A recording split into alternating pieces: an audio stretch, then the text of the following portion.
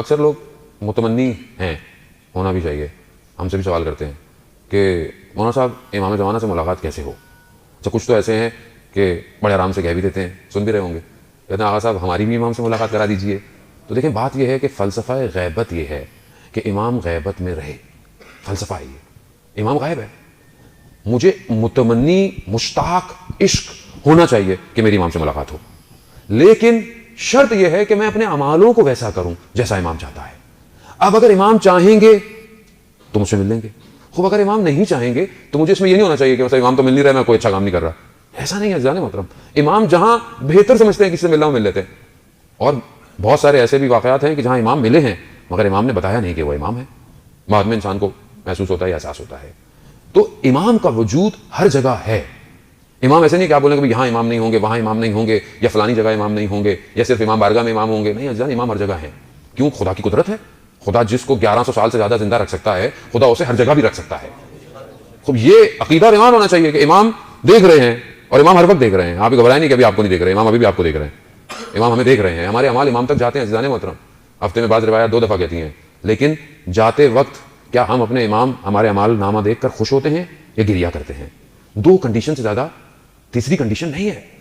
اب میں کوئی بھی عمل کروں یہ دیکھوں کہ میرا مولا میرے اس عمل سے راضی ہے یا نہیں ہے، تو اگر تو میں امام کی خوشنودی کے لیے کام کر رہا ہوں تو خوش بحال، اور اگر خدا نہ خواستہ عزیزان محترم میں اپنے امام کو ناراض کر رہا ہوں تو میں کیسا مومن ہوں جو اپنے مولا کو تکلیف دے رہا ہوں۔ خوب جوانوں کے لیے بہرحال یہ واقعہ میں پہلے بھی عرض کرنا چاہتا ہوں، لیکن آپ کی اس نے سماعت کی نظر کہ ایک عالم دین نے اس کو بیان کیا، مختلف طریقے سے بیان کیا۔ انہوں نے دیکھا کہ سفر کر رہے تھے مسجد مقدس کی طرف، تو دیکھا ایک لڑکا برابر میں سوار ہے، ظاہراً حلیے سے بڑا ماڈرن لگ رہا تھا، پینٹ جو لباس اس نے پہنا ہوا تھا، تو لیکن جیسے ہی جگہ پر گاڑی رکی کچھ ہوا تو نماز کا وقت آیا، تو اس جوان نے کہا کہ اگر آپ فوراً نہیں پڑھ رہے تو مجھے اجازت دیجیے میں فوراً نماز پڑھوں۔ تو بعد میں انہوں نے اس سے پوچھا کہ ظاہراً تو تمہارا حلیہ ایسا نہیں لگتا کہ مطلب لباس تم نے بالکل بڑا ماڈرن سا پہنا ہوا ہے، اور لیکن تم نماز کے لیے اتنے تشنا، اتنے فوراً اول ٹائم پہ، ماجرا کیا ہے؟ تو اس نے بیان کیا کہ میں اپنی گریجویشن کے لیے پیرس گیا، میں وہاں پڑھتا تھا، لیکن شہر مہنگا تھا رہائش کے لیے، تو میں تھوڑے سے فاصلے پر 2 گھنٹے کی ڈرائیو پہ ایک ٹاؤن میں نے رینٹ پہ گھر لیا ہوا تھا۔ 2 سال ہونے کو آئے تھے، میرا آخری ایگزام تھا، اور اس دن میرا ایگزام 8 بجے تھا، فاصلہ جو تھا وہ کچھ گھنٹے کا تھا، لیکن صبح ایک ہی بس جاتی تھی ہمارے ٹاؤن سے، تو میں اس پہ سوار ہو گیا۔ 6 بجے بس آئی، میں سوار ہوا، کچھ سفر چلا، بس خراب ہو گئی۔ اب جب بس کے ڈرائیور نے دیکھا، کافی دیر کوشش کی کرنے کی، کچھ نہیں ہوا، تو میں ہائی وے پہ چلا گیا۔ کچھ اور بھی لوگ تھے کہ شاید کوئی سواری مل جائے جو شہر تک لے جائے، لیکن دور دور تک کوئی سواری نہیں تھی۔ اب جب ڈرائیور نے بولا کہ اب کچھ نہیں ہو سکتا، میکینک کو لانا پڑے گا، تو وہاں پر میں ایک کونے پر بیٹھ گیا اور اپنے سر کو اپنے گھٹنوں میں رکھ کر، کیونکہ میں جب وہ کہتا ہے میں جب آیا تھا یہاں تو اس سے پہلے اپنے شہر میں نماز پابندی سے پڑھتا تھا، لیکن جب سے میں یہاں آیا تھا تو کچھ ماحول، کچھ اپنی سستی کی وجہ سے نماز میری ضعیف ہو گئی تھی، ترک کر دیتا تھا کبھی کبھی۔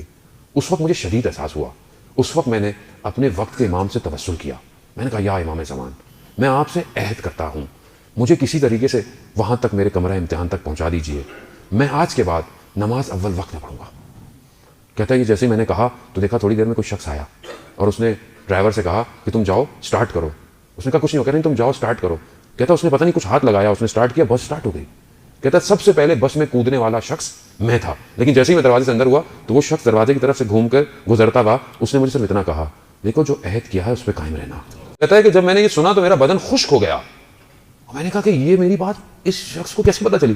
کہتا جب تک میں یہ سمجھتا کہ یہ وقت کا امام ہے، یک امام کی طرف سے آیا ہوا کوئی شخص ہے، میں جیسے ہی نیچے اترا دیکھا وہ شخص غائب ہو چکا تھا۔ عزیزان محترم، امام کسی جگہ کے محتاج نہیں ہے، آپ دنیا کے کسی حصے میں بھی ہوں، کسی حصے میں ہوں، گاؤں میں ہوں، دیہات میں ہوں، شہر میں ہوں، کہیں پہ بھی ہوں، امام کی دسترس میں ہے۔ اب یہ میرے پر ڈیپینڈ کرتا ہے کہ میں کتنا امام سے رابطہ کرتا ہوں۔ تو علامہ مجلسی اول فرماتے ہیں کہ میری امام زمانہ سے ملاقات ہوئی تو میں نے امام سے کہا کہ مولا مجھے خدا سے مانگنے کا طریقہ بتا دیجیے، تو امام زمانہ نے مجھے صحیفہ سجادیہ کی طرف متوجہ کروایا کہ یہ وہ دعائیں ہیں کہ جن کے ذریعے سے تم اپنے پروردگار سے رابطہ پیدا کر سکتے ہو۔ عزیزان وہ دعائیں میری زندگی میں کہاں ہیں؟ میں آپ سے کیوں اپنے آپ سے کہہ رہا ہوں، 200 سے زیادہ دعائیں ہیں امام کی جو جمع کی گئی ہیں، صحیفہ سجادیہ میں 50 سمتھنگ ہے، 50 سے زیادہ صحیفہ سجادیہ کی شرح لکھی جا چکی ہے۔ میں نے آج تک کتنی پڑھی؟ پھر آپ بولیں گے میں مولا امام سجاد آپ کا جشن منانے آیا ہوں، پھر اب آپ ناراض ہوں گے کہ مولانا صاحب خوش کے بجائے رلانے کے چکر میں رہتے ہیں ہر وقت۔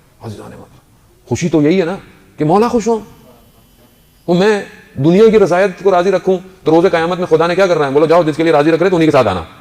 ہمارے سے ہمارا کوئی تعلق نہیں ہے. عزیزان محترم سمجھنے کی کوشش کریں.